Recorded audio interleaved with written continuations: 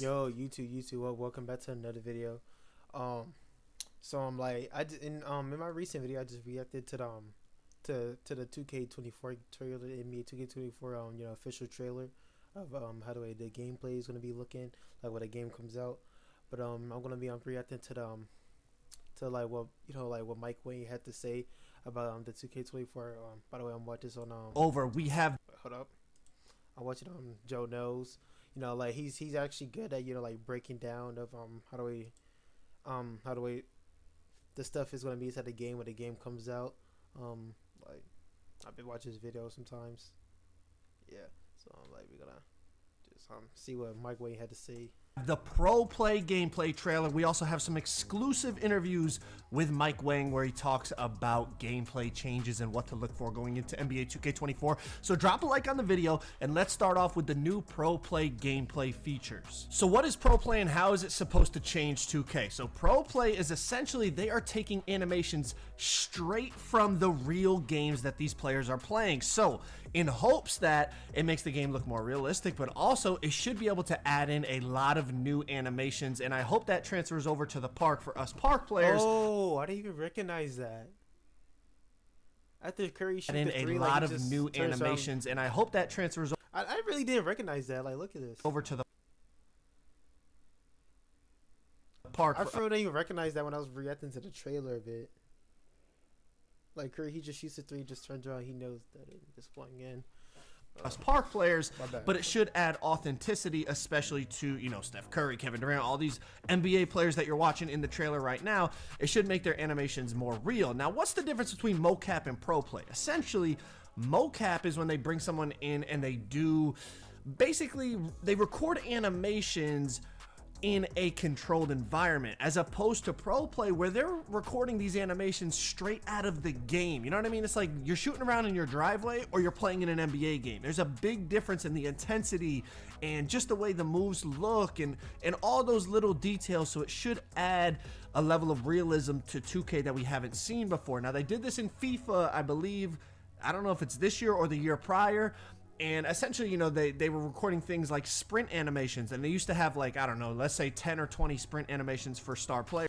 Wait a minute, hold up. Is Eric Gordon's arms so skinny, or is I'm tripping? I don't know if it's this year or the year prior. And essentially, you know, they were recording. Is his arms that skinny, or is I'm tripping? They probably need to fix that. Recording things like sprint animations, and they used to have, like, I don't know, let's say 10 or 20 sprint animations for star players.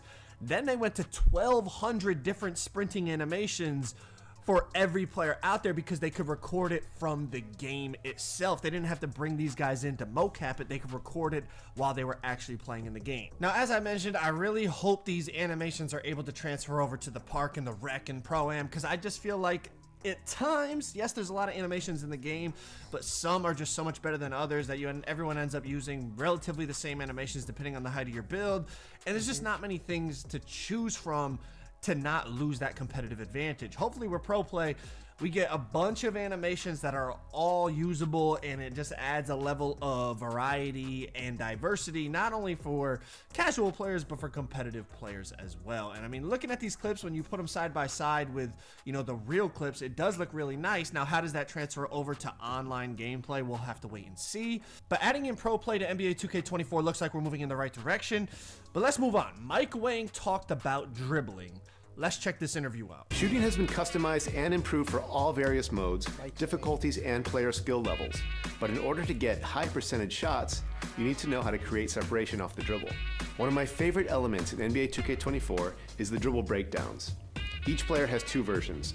Regular breakdowns are done by flicking up on the right analog stick, and aggressive breakdowns are done by flicking up with sprint held.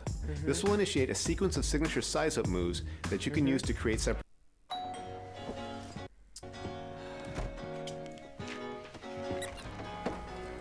with on their own, or branch out of at any time for an explosive drive or other double move combo. This year features all new signature double crosses, hezi crosses, and escape moves. Another major addition is the blowout dribble. Tapping the sprint trigger while moving will give you a quick burst of speed where the ball handler pushes the ball ahead to get out quickly on the break. In the front court, tapping sprint will give you a quick change of pace to quickly blow by defenders. Adrenaline boosts are back, but have been redesigned to make both offense and defense more skill-based. On offense, boosts are no longer lost when pulling off dribble combos or moving short distances. This gives dribblers much more freedom to create off the bounce. But boosts will disappear every time the on-ball defender can bump the ball handler on a drive attempt. Losing adrenaline won't feel like moving in mud like last year, but it will heavily impact shooting attributes. So if a good defender can bump the dribbler 2 or 3 times in a single possession, they'll have a really tough time scoring if they do manage to get free. Creating your own shot off the dribble isn't the only way to get good shots. Knowing how to operate away from the ball is just as important. NBA 2K24 features new right analog stick jukes and other quick explosive moves to free yourself up for a shot. Tapping the sprint trigger will also give you a huge burst of speed to find open spots on the floor for spot-up jumpers or easy rim runs for dunks. And adrenaline boosts have been such a big talking point in the community. I wanted to put this in here, this little paragraph or two from the article that was written, just to, you know, if you want to read a little bit more about it. But essentially, Mike Wang touched on it. Dribble combos and short distances will not cost adrenaline boosts anymore. And, you know, like I said, if you want more info, it's right there. But he also went on and he talked about defense. All right, so this has been a big talking point. Paint defense. Hey, guys, sorry to pause the video, but to me it sounds like that it's gonna be easier this year for people to steal the ball from you while dribbling, which is gonna be very annoying. Perimeter defense, lockdown, steals, all that stuff. Let's hear what he had to say about defense. Defensive movement has improved on many fronts, with better responsiveness and less sliding.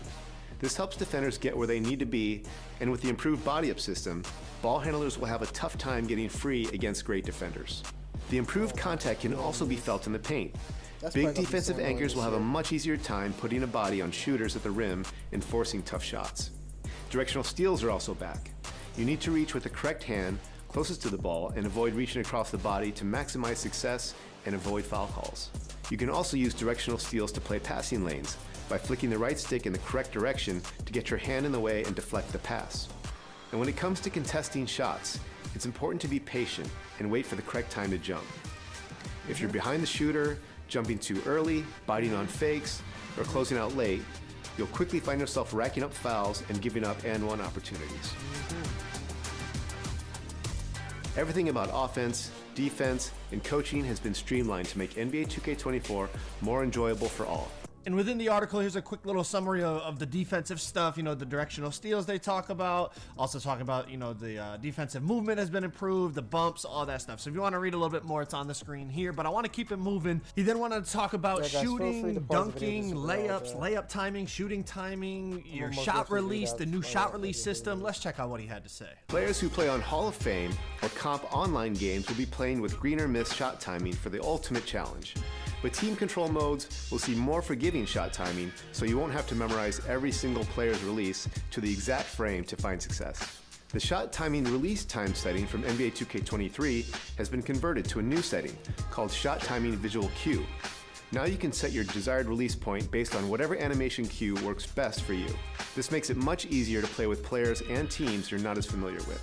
Advanced layups like floaters, reverses, euros, hop steps, and scoops are much more effective this year, and I'd encourage everyone to try out layup timing. It's much more forgiving for high percentage layups and also gives you the ability to finish tough circus layups in traffic if you can master it. For dunkers in New Gen, you can now force rim hangs from any two-hand dunk by simply keeping back to the video. Sorry about that, I had a call for a second. and up-down or down-up double throws will let you attempt contact dunks in traffic with the dunk meter. Meter dunks are green or miss on higher difficulty levels now, so you have to be precise to finish off the play. Bigs are going to have a lot of fun dominating in the paint in NBA 2K24. You can now branch out of any offensive rebound to a putback attempt by simply pressing the shot button after the catch. Post fades and hop shots are also really effective shots for post players, and you can definitely feel the impact of strength and weight as bigger players easily dominate weaker ones on the glass. Now here's a little recap on the shot timing and layup timing that Mike Wang talked about there.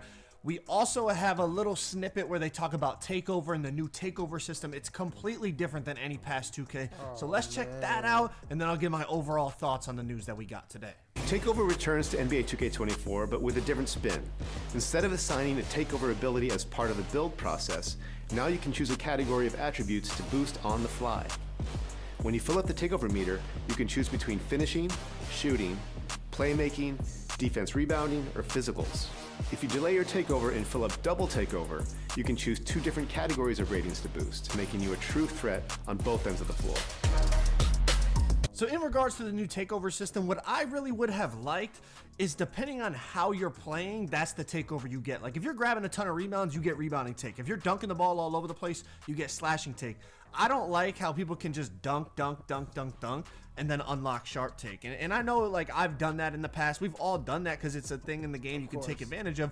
But I don't think realistically and just logically it doesn't make sense. You know what I mean? If I'm shooting threes, I should get sharp take. If I'm shooting pull-up shots in the mid-range or what, I should get shot creator take. If I'm getting a ton of assists, I should get playmaking take. But that's obviously not what they decided to do. They went with this takeover system, so we'll see how it plays out. But let's talk about the news overall. So first thing we heard was the new PROPLAY system being implemented. I think that is an absolute W. I hope it translates to the park and online game modes, like I said, and I hope it makes for more diverse animation selection being, you know, being effective enough to be able to use in competitive situations. Now, we also learned a lot about the new defense, the new offense, the new shooting. You know, they're adding in things that they're calling more skill-based. Now, will it end up being more skill-based? We actually have to wait and feel the game and play online and let the best, sweaty, most cheesiest, broken players, you know, let's let Steezo try to dribble and see if he can figure some stuff out. And you know, let's let the Pro-Am, you know, sweats and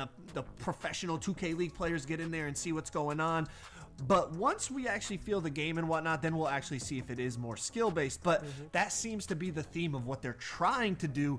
And from a fan base, I think we have to appreciate that, because at the end of the day, it's a video game. You want it to be skill-based. You want it to reward you when you outplay your opponent. That's the main thing. It's frustrating when you feel like your opponent is just relying on one thing that's broken, and you know, there's not much you can do about it. You want it to be, okay, he's doing this, I can counter with this, and then he can counter with that, and I can counter with this. And then whoever outplays the other one's going to win the game or win that possession or whatever. Y'all get what I'm saying.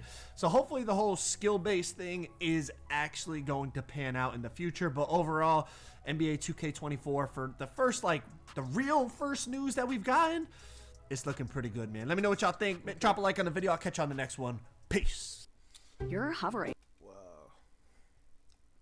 I mean, to me, all right, guys, that is it for today's video. So to me, I just feel like it's gonna be a big problem for it's gonna be easy to steal the ball though.